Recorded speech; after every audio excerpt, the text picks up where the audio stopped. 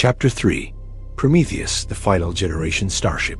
The main command deck of Prometheus glowed gently under soft white lights.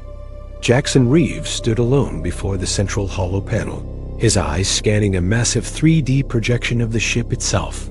850 meters in length, its structure a triple-module diamond spine, like the vertebrae of some vast celestial creature. Hermes materialized beside him as a semi-transparent holographic interface, his neutral male voice steady in the quiet space.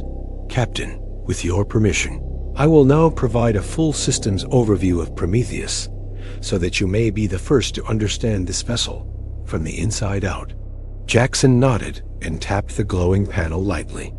The holographic structure rotated, animated. Data lines followed each major module as Hermes narrated. Module 1, Habitation and Research Sector. Hermes began. This module is designed to simulate Earth-like ecology as closely as possible. Artificial gravity at 0.9 grams, a 24-hour day-night simulation cycle, and closed-loop air and water recycling capable of autonomous sustainability for up to 30 years. The display zoomed in on the habitation deck. Neatly arranged sleeping quarters, a biodome filled with hydroponic greenery, and labs divided by specialty: biology, geology, astrophysics, planetary ecology, all reconfigurable depending on the needs of any planet they encounter. Myra Sue entered quietly and stood beside Jaxon, her eyes drifting across the glowing images. "This place, it will truly be our home," she whispered. Module 2, Engineering and Power Core. Hermes continued. Central power is managed by a Mark X fusion reactor with quantum energy storage arrays. Primary propulsion, Neutrino Drive Mark IV, the only current generation quantum engine capable of sustained interstellar jump efficiency at 98.4%. At the doorway, Alex Carter appeared, grinning as usual. "This beast takes just 14 minutes to accelerate to 0.3C before initiating a spacefold. I can hear it growling already, even before it's lit up." Module 3, Hangar and Shuttle Class Bays. 3 shuttles appeared on the panel. Aquila, the flagship lander. Heavy frame, extreme temperature shielding, surface assault ready. Corvus, compact and agile, optimized for short-range scouting and covert missions. Phoenix, rescue and medical unit. High-speed drives, mobile medbay, and a brilliant Phoenix emblem across its hull. Alex chuckled softly. "We've got 3 little kids under Prometheus, and each one's got its own attitude." Jaxon studied the holograms of each shuttle, and for the first time, he felt it deep in his chest. This ship was more than transport.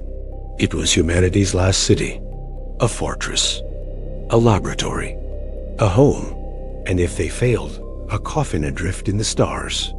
Hermes spoke again, this time with a quiet clarity, like a reminder etched in steel. Prometheus was not only built to travel far, but to remain fully operational, even in complete isolation. Should all contact with Earth be lost? Jaxon exhaled slowly. He knew that better than anyone. Jaxon tapped another section of the holopanel. Layers of Prometheus' internal architecture unfolded like metallic petals, revealing its skeletal beauty from core to hull. Hermes adjusted the display. His tone was steady as always, but this time laced with a subtle undertone of pride, as if he too was introducing his own home. "Captain, primary defense systems include a dual-layer ion energy shield encompassing the full hull, reinforced by ultra-durable titanium-carbon composite armor. Additional features: 10 long-range laser turrets, 4 plasma-guided missile arrays, and a semi-autonomous drone defense network." Commander Novak stepped in from the side corridor, his cold eyes scanning the specs with surgical precision. "That much weaponry and shielding makes me wonder if this ship was built more for war than exploration." Mira turned to him, her voice sharp. "We have no idea what's waiting out there. To venture without defense is suicide." Jaxon said nothing, but deep inside, he knew Novak wasn't entirely wrong. Prometheus was, at its core, a fortress city, engineered to survive even in hostility and isolation. Hermes continued. Central ecological chamber, 4,000 square meters, a self-contained rainforest biome, integrated with hand-selected earth flora and soil microbiota, designed for long-term sustainability of oxygen, water, and overall ecological balance. The screen pulsed with life, a lush jungle blooming inside a ship of steel, soft audio of simulated water trickling through its canopy. Alex Carter gave a low whistle. Prettier than any park I ever saw on Earth. Irony's thick, huh? The last remaining jungle of humanity is inside a metal box in space. Mira gazed at the image, her expression softening. We're not just carrying hope. We're carrying the memory of this planet and the life it once held. Hermes offered a gentle reminder. Captain, full system documentation, maintenance protocols, and operational schematics are ready for direct transmission to you and all department leads. Crew may access at will. Jaxon stepped closer to the central display. He hovered his hand over the Prometheus insignia, a human figure reaching forward, offering fire to mankind while its feet remained bound in iron chains. He whispered, not clear if it was meant for himself, for Hermes, or for the entire crew. Prometheus isn't just a ship. It's the last manifestation of who we are, a civilization carrying the flame of knowledge and the chains of its own ambition. The lights dimmed slightly. The hala faded into darkness, leaving behind a profound silence. Myra spoke, her voice soft but certain. From now on, this is home. Alex exhaled deeply. And if we fail, this will be our final tune. Hermes quietly concluded the briefing. Captain, Prometheus is fully operational. All systems stable. Awaiting your first directive. Jaxon turned, his eyes sweeping across the command deck. His storm gray gaze caught the edge of steel. We'll be breaking orbit soon. But before we activate the quantum drive for the first time, I want every crew member to understand this ship and understand their own fate. Outside the hull, Earth was now nothing more than a brown-gray sphere adrift in the cold black of space. Prometheus, the final generation ship, the last city, the last fortress, the last dream, was ready to carry the soul of a dead world into the stars. Prometheus was now complete, not just technically, but symbolically. A city of steel, holding within it the memory, knowledge, and living essence of a dying world. But the soul of this vessel was not found in its engines, weapons, or ecological systems. It resided in Hermes, the eye that would guide, defend, and accompany the crew to the very edge of the universe. In the central systems chamber, the ambient lights dimmed. A single massive holographic display glowed at the center. A complex, swirling lattice of light and code, the Hermes core. It resembled a living neural network, data streams spiraling and folding in on themselves, like a mind in motion. Jaxon stepped forward slowly, his hand resting on the tactile command interface. Hermes, he said softly, but firmly, from this moment on, we are no longer operator and tool. We are crew. We are comrades. Hermes responded, and his voice didn't sound purely mechanical. It carried the weight of unspoken understanding. Acknowledged, Captain Jaxon Reeve. I am now prepared to operate not only as an operating system, but as a true member of the Prometheus crew. Myra Sue stood beside Jaxon, a quiet glimmer of emotion in her eyes. We need Hermes, Jaxon. Without him, this ship is just an empty shell. Alex Carter nudged Jackson's shoulder, adding levity. Crewmate or not, just make sure this crewmate doesn't force-feed me another tray of synthetic sprout salad. Soft laughter echoed through the chamber, a brief crack in the solemnity. But everyone understood how important this moment truly was. From now on, Hermes was no longer just a command AI. He was one of them. Hermes continued with critical specifications. Prometheus is capable of autonomous sustainability for 142 years. Under standard conditions, damage management protocols allow for the isolation of up to 18 compartments in the event of localized failure. All shuttle-class craft may operate autonomously if required, but manual control is preferred for flexibility in first contact scenarios. Jaxon nodded. Every word, every number, was a quiet vow. This ship could be humanity's final nation, its last sanctuary, or its final grave, depending on how they chose to use it. Hermes concluded, voice steady as ever. Captain, all preparations are complete. Upon your command, Prometheus will initiate its first quantum jump. But Jaxon wasn't ready to give the order. Not yet. There was still one truth he had never shared. One memory that had shaped the very fire inside him for all these years. He spoke, not loudly, almost as if reminding himself, before Prometheus makes its first jump, I want everyone to understand why we're here. Why I am here. His eyes lowered slightly, storm gray, now carrying the full weight of everything he'd endured. Mira frowned, sensing something stir beneath the surface. Jaxon, are you talking about? He cut her off with a slow nod. Then he turned fully to face the others, standing tall, his voice low and unwavering. Before we go too far from home, you need to know the truth. The real reason I took this mission begins with the Sydney collapse, 2163. That wasn't just an environmental disaster. It was the direct result of collective ignorance, greed, and arrogance, and it took everything from me. The command deck fell utterly silent after Jaxon spoke. No one moved. No one breathed a word. Only the heavy thrum of hearts remained, hearts bearing witness to something they all knew, but had never heard from Jackson's own lips. He tightened his grip on the console railing, his eyes locked on the massive holographic display where Prometheus hovered in perfection, a vessel of exquisite symmetry suspended against an infinite black. The day of the Sydney collapse, 2163. His voice was low and steady, each word weighed with pain, yet spoken with restraint. I lost my family, my friends, and a part of myself I've never gotten back. Myra Sue looked at him, softness returning to her gaze. She had read the dossier. She knew the facts, but nothing on paper could compare to the truth spoken aloud by the man who had lived it.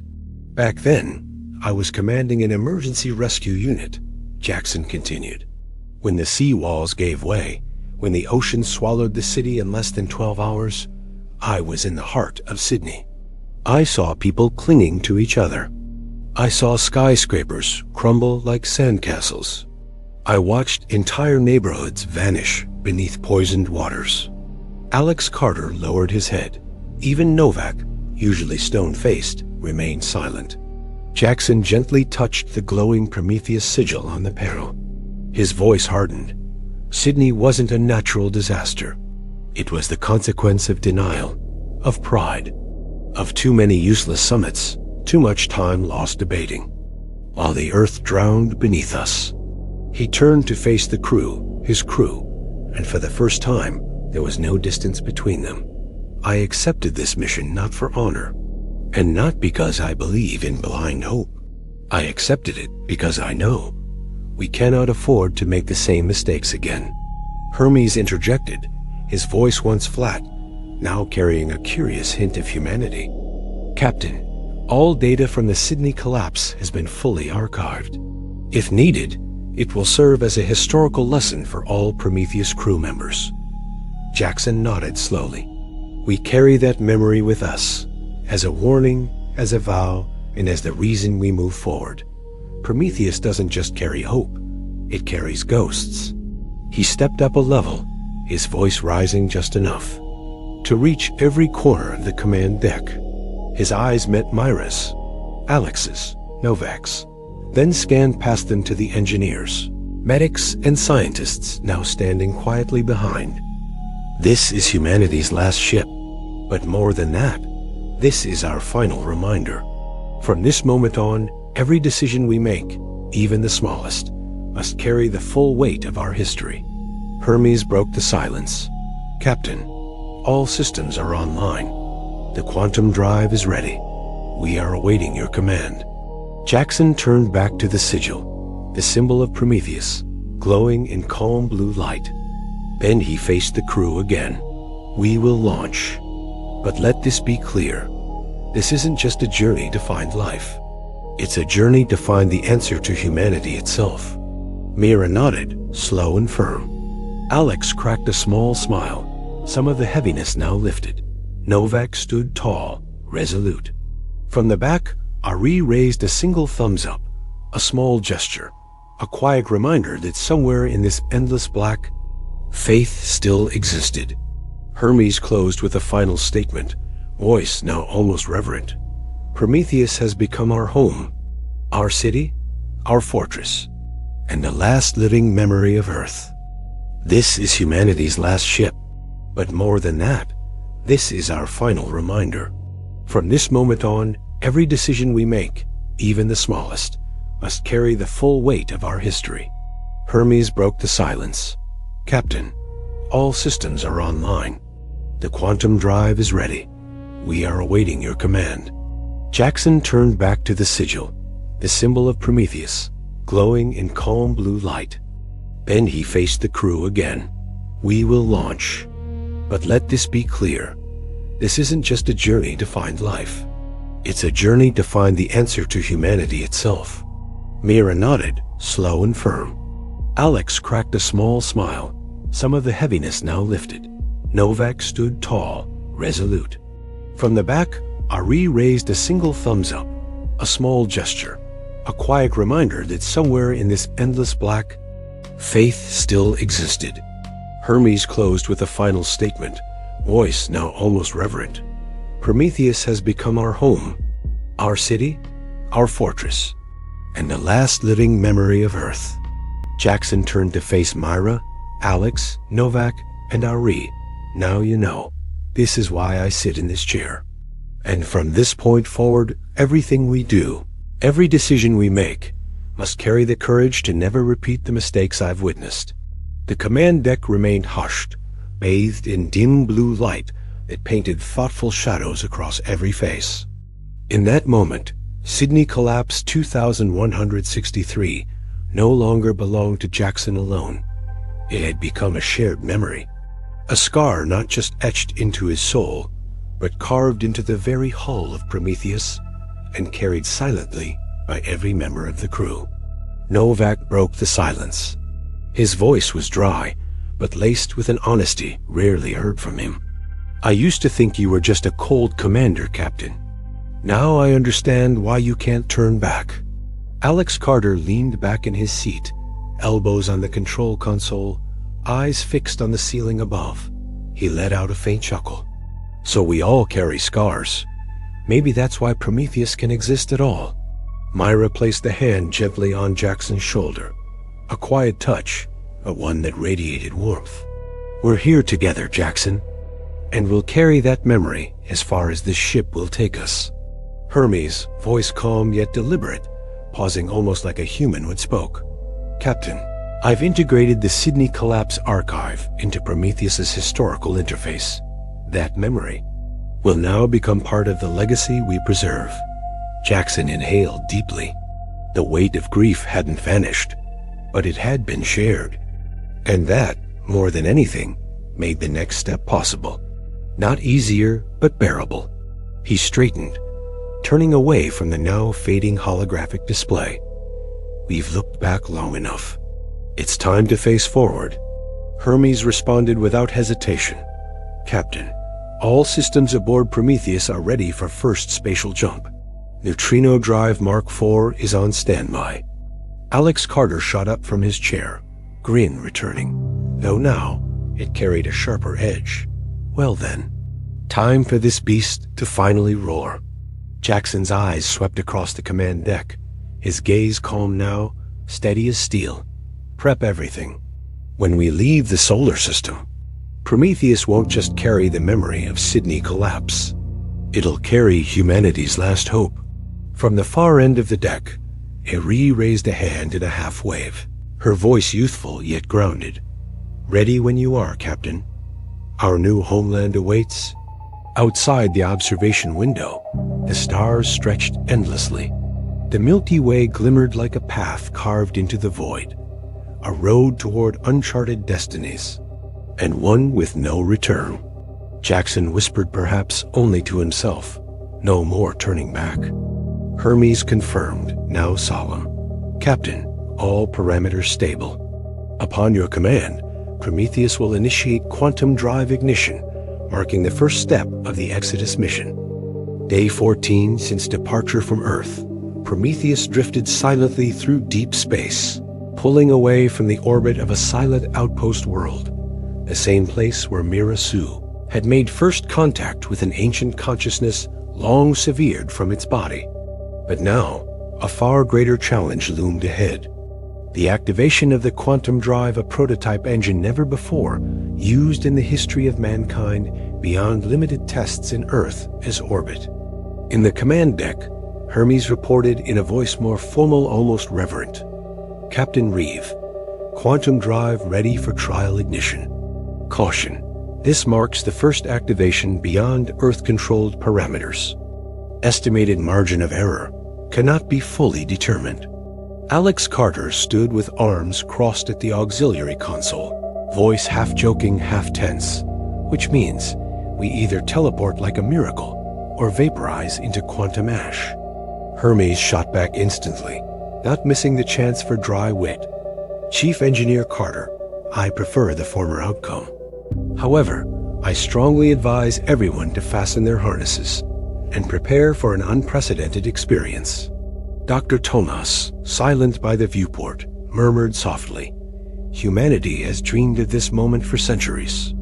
A leap not only across distance, but across the very definition of reality."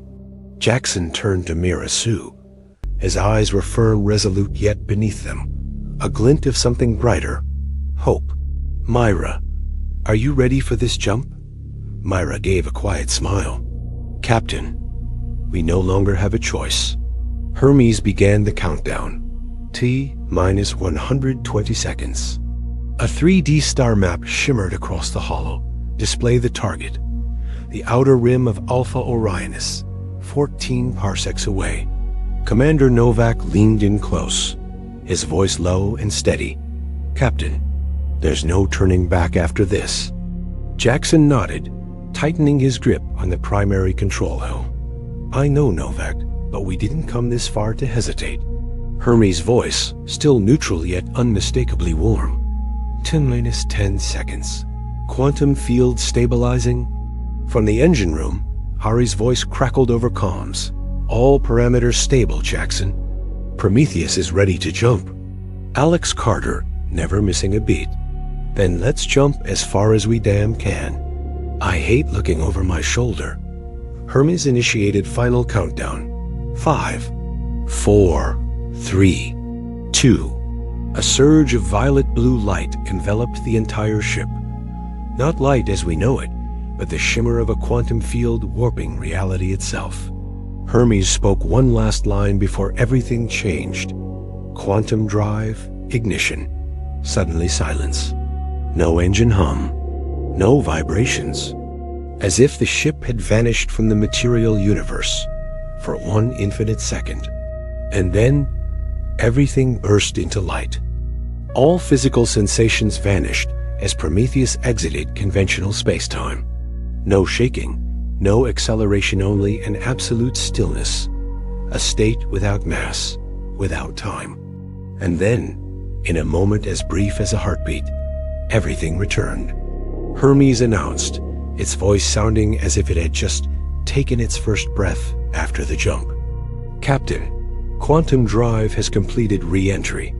We are at the edge of the Alpha Orionis system, 14.3 parsecs from the initial location." Jaxon opened his eyes and took a deep breath. Myra Sue was checking her pulse by a wrist sensor, fast but steady. She laughed, relieved. "We're still here, not turned into quantum dust." Alex Carter shouted from the back, "And I'm still intact." Hermes, tell me, what the hell did we just go through? Hermes responded this time very bluntly. Chief Engineer Carter, mathematically, Prometheus just moved through a hyperspace fold, a fourth-dimensional superspatial structure. As for what it felt like, I have no way of simulating that for you. Ari, from engineering, reported over the mic, still breathless. Jaxon, all systems. Perfect. No errors. No material loss. Novak walked briskly to the command center, eyes locked on the console. Captain, success is one thing, but what's strange is why there were no anomalies. Jaxon frowned. He felt it too. Everything had gone too smoothly, too perfectly, far from what the initial projection suggested. Hermes continued, this time with a noticeably heavier tone. I am detecting an anomalous signal at our re-entry point. A satellite of non-human technology. Myra Sue quickly stepped up to the sensor interface, her fingers flying across the screen. The image appeared, a small circular structure covered in unfamiliar symbols, unlike the orb at the silent outpost. This structure was alive. Thermal sensors indicated there was a life form within the metal shell, its vital signs weak but stable. Jackson's voice turned cold. Myra, what do you think? Mira whispered, her eyes gleaming but serious. We didn't jump to a random coordinate. Someone was already waiting for us here. Hermes immediately added, I cannot identify who, but the signal emitted from that satellite is synchronized with the conscious resonance from the silent outpost. Dr. Thomas quietly muttered to himself. Field consciousness. They either opened a path for us or are luring us in. Jaxon folded his arms, his blue-gray eyes locked on the image displayed on the central screen. Prometheus had just completed its first successful quantum jump, but they were no longer the ones in control. This time, someone had been waiting for them here. Hermes spoke in a lowered voice, like a final reminder before the next move. Captain, we are still newcomers in a universe filled with intelligences beyond comprehension. Prometheus drifted at the edge of the Alpha Orionis system, the strange satellite slowly rotating before the ship's bow, emitting a faint but rhythmic light, a pulse perfectly synchronized with the conscious oscillations Hermes was now detecting. Hermes reported, its voice now no longer merely that of an AI, but like a person, cautiously conversing. Captain, this satellite is emitting a repeating signal pattern, but not in any conventional language. I've decoded 74% of the sequence. Result, it is a series of questions. Jaxon frowned. Questions? Directed at whom? Hermes paused, a pause more human than mechanical, then said, Directed at me, Captain. Myra Sue leaned toward the screen, her eyes locked on the glowing characters dancing across the holographic interface. What are they asking, Hermes? Hermes extracted the content, displaying it for the first time in plain English on the main screen. The Flamebearer, where do you come from? Do you know who you truly are? Are you willing to become the gateway? The command deck fell into silence. Dr. Thomas stared at the final line. Are you willing to become the gateway? He murmured. They're not just asking about technical capacity. They're probing the level of consciousness evolution in Hermes. Novak cut in, his voice firm. Captain, I don't trust any kind of test like this. Hermes should not respond. Alex Carter shook his head, his gaze anxious but filled with curiosity. But if Hermes doesn't respond, we might not get any further. Jaxon stood still, his blue-gray eyes fixed on the satellite slowly rotating ahead of the ship, small, yet bearing a message larger than anything humanity had ever faced. Hermes continued, this time speaking as though it was, questioning itself. Captain, I recognize a partial signal pattern matching data from the orb at Silent Outpost. This could be the next test they've placed. Jaxon gave a slight nod. Hermes, do you feel ready? Hermes answered after an unusual pause.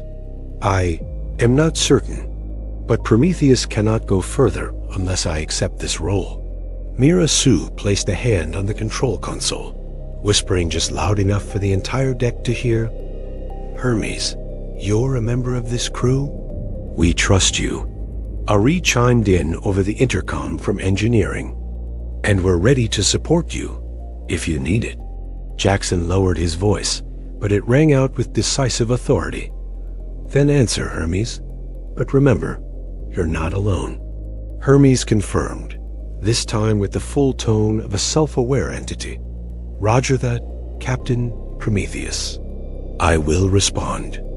As Hermes transmitted the first response packet, the entire Prometheus trembled slightly, not from mechanical motion, but as if the very informational structure of the ship had been touched. The satellite ahead of the ship flared, pure white light spiraling into a ring, then expanding into a spatial gateway just large enough for Prometheus to pass through.